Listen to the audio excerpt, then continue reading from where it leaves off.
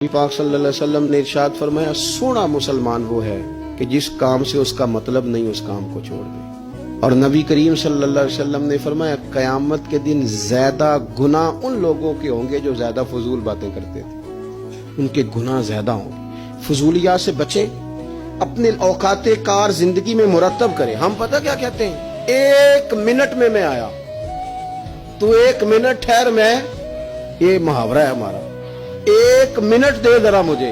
تو میں اکثر دوستوں سے کہتا ہوں کہ جو 1 منٹ ہے نا اسے کیوں ضائع کرتے ہو، کیوں کہتے ہو 1 منٹ ٹھہر، کیوں ٹھہرے بھائی؟ آپ کو پتا ہے منٹ میں کیا ہوتا ہے؟ 1 منٹ میں 6 دفعہ سورۃ اخلاص پڑھی جا سکتی ہے اور 2 قرآن پاک پڑھنے کا ثواب ہے۔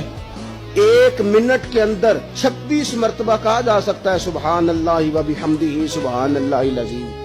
اور یہ وہ کلمات ہیں کہ نبی پاک علیہ السلام نے فرمایا زبان سے کہنے آسان ہیں، میزان عمل پر ان کا بڑا وزن ہے، اور یہ تمہارے رب کے بڑے پیارے جملے ہیں، اللہ کو بڑے محبوب ہیں یہ کلمات۔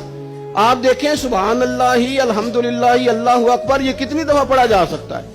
1 منٹ کے اندر کئی دفعہ پیار سے ماں باپ کی زیارت کی جا سکتی ہے، اور جتنی بار زیارت کرو پورے حج کا ثواب ملتا ہے۔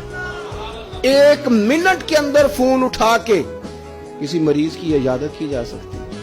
اور میرے نبی پاک صلی اللہ علیہ وسلم نے فرمایا جب تم مریض کی عیادت کرتا ہے تو خدا کی رحمت کا دریا بہہ رہا تھا، تو نے اس میں غوطہ لگا لیا ہے۔ 1 منٹ کے اندر تو کمال ہو جاتا ہے، لیکن شرط یہ ہے کہ اس منٹ کو ضائع نہیں کرنا، اس منٹ میں کچھ کر جائیں۔